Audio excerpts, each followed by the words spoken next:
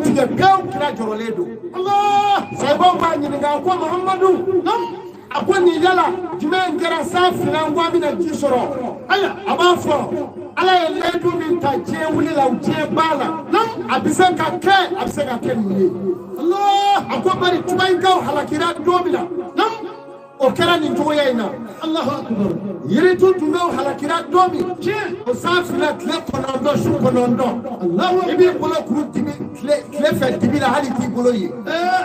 adan gaw halakira chomi aya akofo ma ke ni finye ni jite fala Allahu akbar sabay gaw halakira chomi akofo ma ke fo finye ni ji Allah ako sabada gaw halakira chomi na nam fay mo halaki fo jibril na no ka du ko korota aske ako yala ni finye na wulila yala abise ga kelni aw ba doa utado alakira na ka say baw kumeta sallallahu alaihi wasallam nga same ka fi aw me ka ko ka no be ka ko mine wallahi same ka fi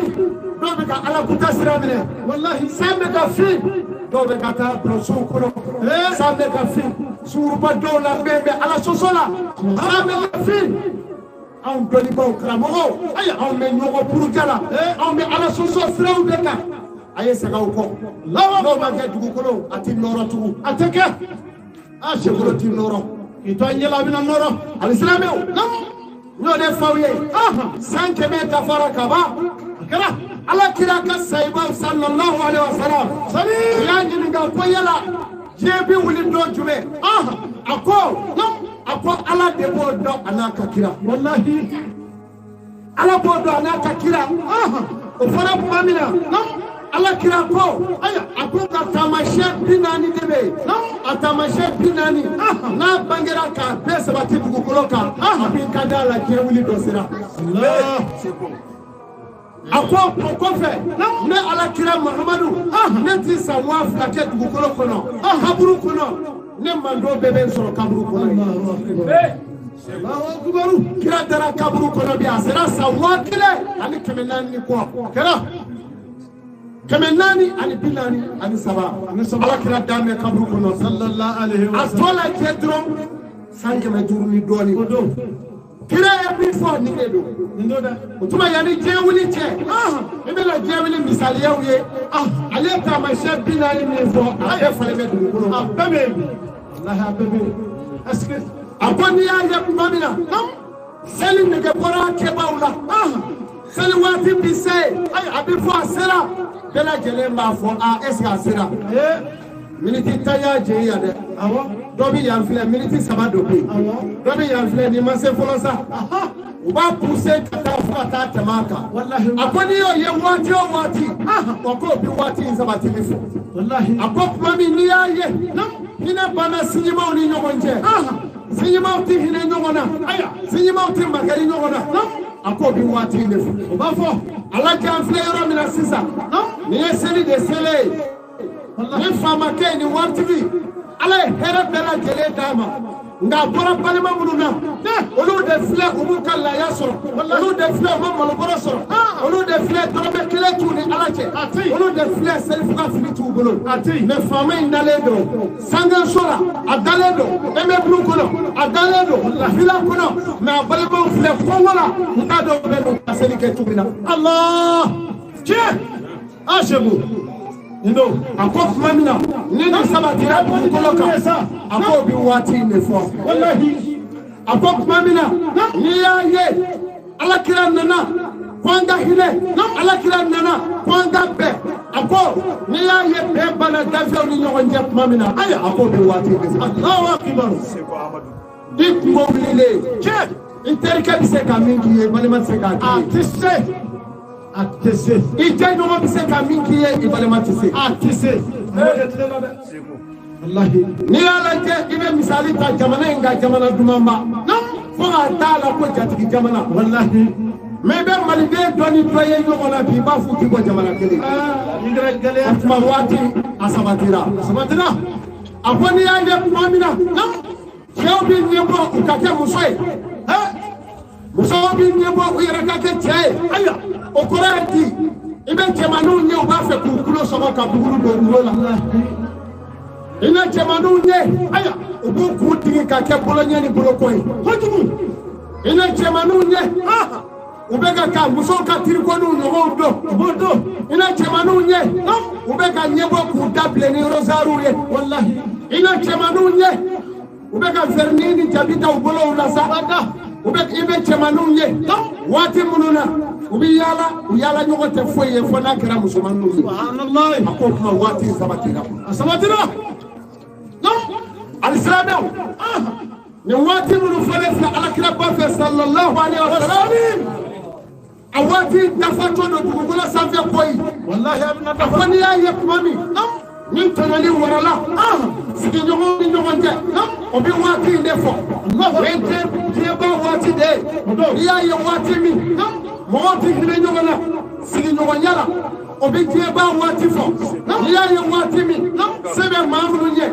ye fere fe pete kala do mangase kono ka datso akona gelera ma fere akobi wati ndefo abi wati mi na sa jigi be do golo kayala fubu wasona e ko mado ya ke mi do bismali wallahi ko ma songa bi saga tigi kele ko do ya ke mi do bismali duru kale ma songa ni saraka todu ni ma je in sale ka to halate fa isu go lawi misikula le mi fa o ye de atefa al-islamu saga kele million bisaba ani duru anya kuma me boy ayala je la galera dugu kolo ame wati mina dugu kolo sanfela aya iriba fere tonyoli no ode dugu kolo sanfela noropa wala gele yawa wallahi wala saga tumi soro jamana ngono ka sanfolo wa wulo fra wa sheki wallahi waduru ka fo wari taga na oteo wari be soro hanama dew na ka punyana fugate ka ala ko kela mimu da tu sukula deba tigo ala sabali na bodi dew nya doni ana be fanda te baga faga bi wala abi ko doni pour que dew la via ka ka dindo mo mi be awa banki tuna mogo mi be banki la o ka balama do wele aya mi be banki bara la kerefe e be bagan ko nye do ame million keme fla bo ka dibo ta baga besa aya ika piritaka ode wallahi akabode ode o ma dama be jamana yore amabe onda chenigala sego amadou kapi ala ye mali do kapi 91 foka sepima baka somo ma fere nyinanda ma fere salon dala wa salon samera tati fere nyinanda sawo sadamu fara anu ka baka kacha wa an ka baka kacha sure so be baka wa asomo klobo so kele fana la wa butiki mine bo choko kele la o para fait meno ni ye qualité de an ka jamana yere de la an ka jamana de na ta de punyala ki ala de bla u fara ala ko kaba olu be na ta fait men go fait sego amadu wala ni ya me ibe alikire soro ni ya me be misiri to ini munu be jamana kelena sebiye ya fama sampai sebiye ya fama bai aka soro ihine be olu fala la ni olu tonyo ni iba fere ebita alikire kemengoro pani yere isudomaw imana kiguya chocho ite chedo fe wallahi anacho ishu neka otawulida bebe jesabe ni ma yafa bema dono ibana ka yafa buluma dono wallahi o bela yafa ima otawulida bebe yafa ai wala yafa ni ma mogo demeni ka nafule ki kono commerçant fama ima mogo demeni ka nafule dona o fanda no mi deme Allahu akbar italeme domina ibe awa nyege kono suko yorola alika mondru pai ibrot seko go italeme yoromina suko yorola ika bulola negaw ibrot seko bo oni deme ko jew subhanallah ala kale mbel fajama na ko wartiyo aya ani ma kana gele anabi ba me alaro aya ibana kiti ya fadomi inyebo mununa aya oluma desalo olu debina selika hey ika jamana ino ya fedi bi ta fu yorola fama bi ta tebe dongo do be shugo na la tiki serenzere ego fendi do mata aferu fe kame bolo nga dondo bina se ini ka fendi ya o fantaw o senda nunu olu debina ti takati be kabru wallahi idale kabru kuno ni ma kabru do o de nyana fi soy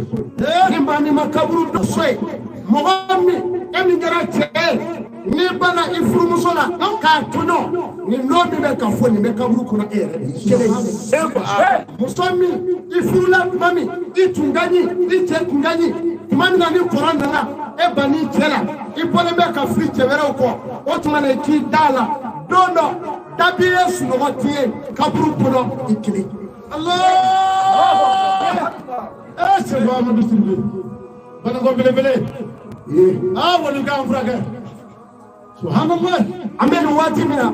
saya katali wallahi shimi sira sampi duru saya be ga fmaima kika furo mona robi bulwa na tikara ngado boray ngono ngebi je bulo mun fe muna nyeda uyora bari fleur bila o ya soro saya bi ko aba fe kimile ko fe kaba karato mana balo chowo ma nyimi ayo bo kira ka dinela olu shi yoro tali dire ko mami tali dire ko obala ha ko fe makala kuma tumu ka ma ko fe mami da ali dire ka sa me obala Allah hey ali dire mami ti douala mino don faw e koy Allah khali Allah kana ne na sura ya rabbi Allah ko ako baidun min al-jannah alijina yoro kaja mogola mami na kera na mimbaye mami jami ni furu kana kaso ki balo ki dembalo ni barakati sigi mogolera kaso ko te korofo Allah shebudinde da jama go kadwa ko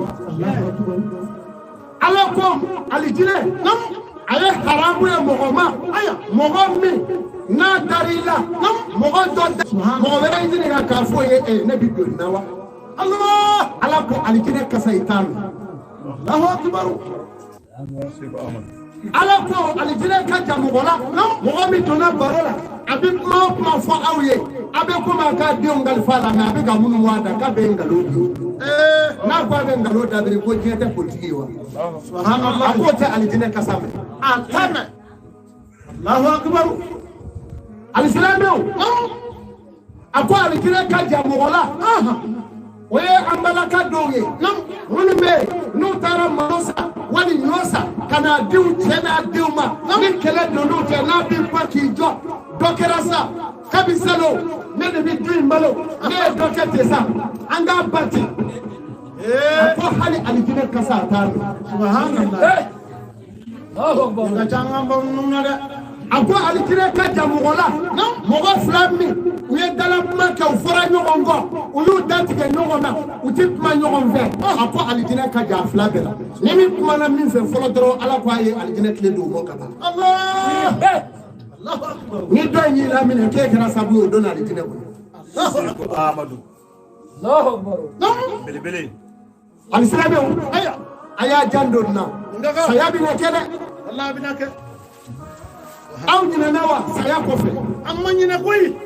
amma danya de masira ki daga sunogo sufe nam femi me masunya alala ode ka wuli tugu klama ki joy kele Allahu akbar ala ne jole fle ni ndogo tugu wallahi ala ne jole fle ni zombulo aya ala ne jole fle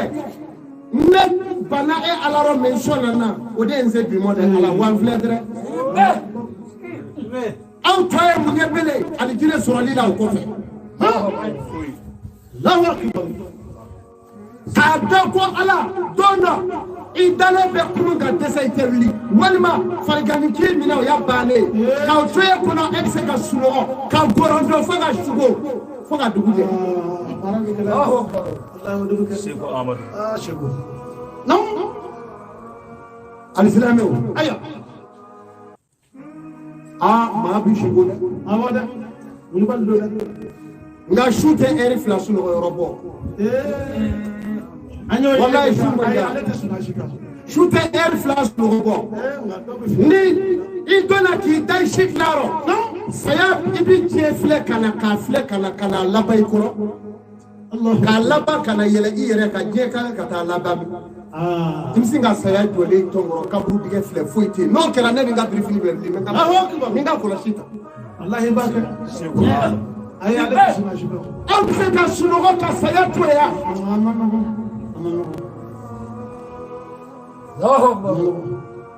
Wade kama chedo nana nyingali ke sena lila. Aya. Ali abu bitolibi. Akomi nyingali nani kila ali ku jabide. Sallallahu alaihi wasallam. Sayyidina Ali Abu Terkedo, Sayyidina Umar Terkedo. Usman Terkedo. Ala kira baden doke, baden geri. Wallahi. Sallallahu alaihi wasallam. Akonna na kana nyingali kila nyingali nani do. Aya. Nam. Akwa nyingali fula. Nam. Akwa Sayyidina Ali. Akwa el wajib. Ako wajibi fej menye wajibu aya alaka jonga ba Allahu akbar ni ya wajibi no ako fej menye wajibi katime wajibi reka do aya ako fe ali aya ako fej menga suru alaka jona aya ni yo suru ne mfowo wa fej menga suru katime suru yakaba subhanallah Allahu akbar ako ali fe jume kabakoye ni ye kabako fonyana wa fe jume kabakoye katime kabakoye fonyana de bali ako ali fe jume ka gele alaka joma fembe no ni yo gele fonyana o fe jume ka gele ye fonyana tade yore afomi dalnani ma ali njabi fe nali ko ako fe mi ye wajibi alaka jonga Ibadatullah ala batula wadi wajibi plene ni awdala jariye amma jariye ibo deke ni mo ke ira fadi perdi je sorana shanu na togona perda bela salwazera samanyima kula me aka sorebe ka ala ni patu wallahi jere ako kofe fe jume ka gele katme ala bato ka du ako de ki yoro janya ala sosola Allahu akbar ala bato dama islam ya ta koroni adamate dole ba ko ne ala bato dama do atumi dani ngoro ma me ko ki yoro janya ala sosola haramu du ko ki janya Allahu akbar kamogo tonyo ku kana vuludu kamogo tonyo ku kolafo uma do ku kana vuludu kago alaide amandaye Allah amandaye ni de ko itini no nga jamana no ya wa ite bolo de ete ma nyina ma yere ni bolo le dre bolo de ala Allah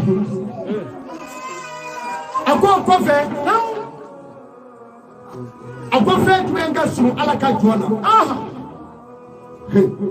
ako minga su ala ka jona aya ako el maut ako de saye subhanallah ko kasuru ala ka jona ka teme febe saye kasuru daji mimi kana sisa sa mimi le kana mina ku sisa o daji ngunde saye kasuru lawo Allahu akbar me ododa adogera mara palama mobili e do chikabi ale ka moto jo mami bila ko doni kaga telefoni ko kale be kuma saperi a do asidange yambe ale bo kuma la doctora ga shunu mu vle fana kana le taw kale dai itna dala wallahi kale ga moto na ko sumale jole to kira subhanallah Allahu akbar saya moko kuma la fadi nu joli ka nyami nyono wallahi Allahu akbar ako femi da suru ala ka jona o de se ako femi da suru tu aya o de lahara ye ni fila tɛ ɲɔgɔn kɔ sa a ma ban lafiya bɛ nin na ayi a ko fɛn min ye kabako ye a ko de ye diɲɛ kanuba ye a tɔgɔ de diɲɛ de ye kabako yɛrɛ ye duniya diɲɛ ye kabako yɔrɔ ye dɛ e ka diɲɛ filɛ a n'a kɔniyali juguba k'i ka ala bila o kama walahi a n'a a ɲɔgɔn juguyaba k'i ka ala to yen o kama Allahu akbar don o don ni to ma sɔrɔ e ka so a bɛ sɔrɔ nin ka so o n'a denw b'a dun k'u da jɔsi k'u sigi walahi si tɛ si ka malokɔrɔ kɔnɔna dɔn ayi o y'i ka yɔrɔ ye diɲɛ ye janfa su bɔn i ka t'i tɛgɛ da dɔ la u kɛlen k'i bɔ k'i jɛ o ye u ye pinɛ k'i ka k'i jɛ nin ye nin ye yɔrɔ ye k'i ba i ka ala rɔ nin nɔfɛ k'i ba i ka yɔrɔ rɔ nin nɔfɛ ka ba ala ka kɔlɔsi minnu bɛ mɔgɔ gɛrɛ ala la o de ye ala wele ala bato ka sɔrɔ ka ala welew fara ka ba o la nin nɔfɛ ni dɔw ye seli k'olu t'u ka kɔlɔsi ɲini ka ye de kuru o tɛmɛnen y'o ye a ko diɲɛ de ye kabako ye a ko min ye kabako ye ka tɛmɛ diɲɛ nka o ye jumɛn ye ali a k'o de ye diɲɛ kanuba ye n'i ye mɔgɔ o mɔgɔ ye diɲɛ nɔfɛ ca o tigi ye kabako ye dɛ nani aw sigilen filɛ kunkolobaraw na tɛ don dɔ dugukolo rɔ jɛman ye o siga b'i la malimakɛ malimamuso o siga bɔ i la n ko don dɔ bɔgɔ na don ka da ninnu fɛ don dɔ tumu na yaala kulo ninnu fɛ ka bɔ ninnu fɛ n ye alijinɛ den ye t'u la walayi kundɛgɛ in na to don dɔ bɔgɔ jukɔrɔ i denw na ɲinɛ i kɔ yan i musow na ɲinɛ i kɔ yan wa i furu cɛ o na ɲinɛ i kɔ yan o y'a sɔrɔ turukanaden ninnu mara an bɛ bɔgɔ kan diɲɛ nkalon ye nkalon don mun bɛ aw ni alijinɛ cɛ bilen ne baw ne faw faw ka buloki bɔ bila ala bato fɛ mun b'a ni alijinɛ cɛ bilen i ka sanni maa ɲuman ye a banna i jigi karilen bɔlen diɲɛ la yan diɲɛ hinɛ b'i rɔ yan ka taa lahara i ka hɛrɛ kɔnɔ kolokun min bɛ dugukolo rɔ ka k'a ta yen nka i ni ta n'a lafiya mun ka di ka di bɔ foyi i k'i sera sadaratu zakɔmu dunni ma tiɲɛ a ko diɲɛ kanuba de ye kabako ye sa ala k'an kisi a ma ala kana diɲɛ kanu den bɔ an denw a ko fɛn min ka gɛlɛn jɔn ma o ye jumɛn ye ale ko a ko mali o ye kaburu kɔnɔ na ye kaburu den walahi ni e ni ne bɛ se an si tɛ k'a ye ni faama in bɛ se peredan bɛ se a tɛ taa wari tɛ se a tɛ taa n ko labɛn tɛ se ayi foyi tɛ se walahi saya latigɛra ka ban pewu ko de bɛ na ni a fa ɲɛw na tunu jɔlenw na da n ko tilelen bɛ ne ŋɔni don dɔ bɛɛ ka waati bɔra bɛɛ ka tunu kɛlɛ wale sa an seko amadu siribe n'o kɛra sa kiri bɛ sagakuru daw la sanna fɔlɔkɔla komi ayi hasakala amaba pewu belebele fila ye ala ɲini na dɛ wa jinɛ ni adamaden ko don Allahu akbar a ko min ka gɛlɛn ala ka jɔn ma kaburu don a ko nka min ka gɛlɛn kaburu den n'o dɔn wa n'i t'o dɔn ayi o ye mɔgɔ min ye diɲɛ na ka t'i da kaburu den kɔnɔ i ma nafila seli ka t'i da kaburu den kɔnɔ i ma ɲumanya kɛ ka t'i da kaburu den kɔnɔ ni ti t'i ye ka t'i da kaburu kɔnɔ i ma maaw wele ala ma i ma kɛ karamɔgɔ ye i ma tugu karamɔgɔ la i ti seko dɔn fɛn bɛɛ kɛra u kɛlɛbaa ye diɲɛ kɔnɔ ala k'o den ka jugu ka tɛmɛ kaburu den kaburu den o de ye ɲɛnamini su ye n'i t'o dɔn kaburu den min n'a bi olu ni nuguw ɲami ɲɔgɔn na o de y'ale subhanallah o de kama sura dɔ de yira la karamɔgɔw bɛ nin dɔn u b'u den k'a k'a ɲɛna mɔgɔ min n'a fɔ a bɛɛ ye sisan a y'a labɛn ajibu ninnu b'a dɔn dɛ sura no bi abi fo ko tabarakal lazi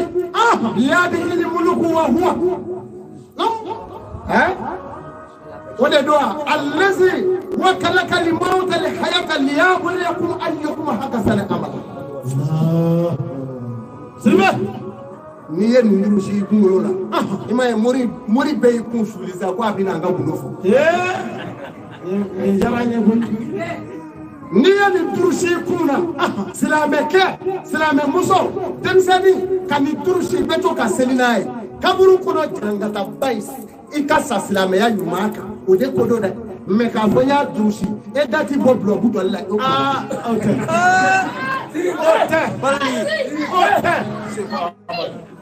ai ne qur'an melingi la okay ni sarate ka sorai ala jonama wallahi kabru torobai ala na ya faibo amam lazira ku kan ni gali onan no ko kiru wana kiru kan ni gali nan ko onake adore flani aya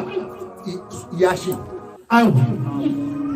ote yoro jagoi ya karamo bi dumini ke o aya yasi drusi kuna dro malamu ya bara soro ni nyede amba do be ko oluga ga ni yesi ta fu ka drusi ala kira muhammadu ko sallallahu alaihi wasallam ala mando numa ka ba ale ko ala kama ka seli ka fardaw ke ka ale kira ka sira bemile akoni yo ke ni sara ka yashi to ikuna ko ikunde ele haramu ye jahannama ko Allah aski salamun qawlan min rabbir rahim ko da ko so kala de kan ka kasa ni makala be no aya jandulla jango ko gunote koida anga tanzela nga bote udo nye fali bala wallahi ngogu ndo bala abala kuna munumbe masunya ala la bala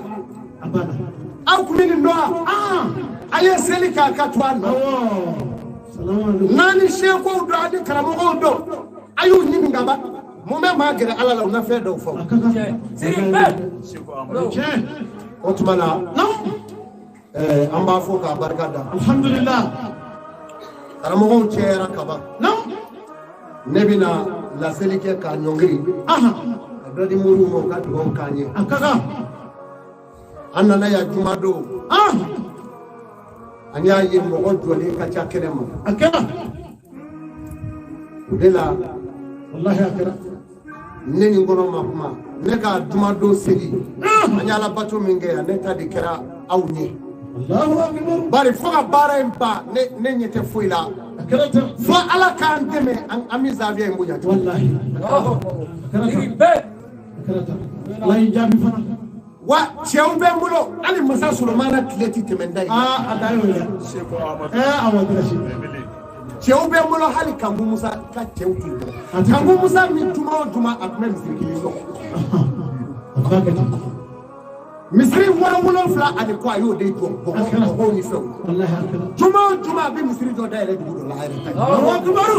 ashhadu bele wangara ne ba fe ngate mo ko abi ke ala en so wallahi ala flo bala na yen so nam ni ma ke akaka wol ibe bo de mimi molo o de tinebo o che zwe na bi mo awshitisa wallahi wallahi amin nganna yembo dumodo ananye tawni etayela ba shiribe etayela ne ma fandi la sanzo la de dona o kano fo awo ne mo fa mai de ne ko de segara mobila ne afio be kadia ngasa ase de tenye shiribe wallahi ne ndi bloki flado ala fode fero arsate ala fero abi ala fede aka ala do kamo halati frogi flado ba fero do woni la kido mama ti paranya ma tese ma so to ki pare shefo amadu be ti pare bi ko le ni mama ay tese frogi ali ko fela kale e sori ni odne mo mina atamina o de la no de fo nyinga chedo wele kasigi bamana be ngere fe amuru pati telmando arne flem wallahi abi se chelo yabu be mi o yabu Abudu be ya. Abudu be ya. Nin je duru min fora Wallahi. Nyu wele Ani nyamando. Waye na chibenve. Anna na ndo ya shufe. Akira. Ngo ya mi to chodi. Ngo shego ami bulu. Allahu akbar. Chakmo. Nema fili bara ingera am ati semeni ngele mo. Ayi atono. Juma do ya. Kile sabawa. Atle nani na de bana kunu. Kile sabado. Akira. Ngwabi nge chodi akwa mi bulu. Ni ya film la ngwana minge samudo. Ni setma nya nyere banjo. Wallahi. Oyara pe soma jo folo traveler ko ako shego ngona mo. Neni nga senda ya finetri ani finetri. Nyendo ni we Ayake. Enego emozonga bi na jobi doke. Wallahi ayake. Angokma. Mundora neni aligine chebli nganyo. Wallahi. No.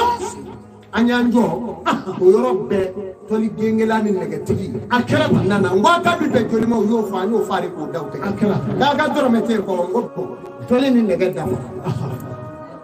Shima joli ba jo yo fo. Akera ma aya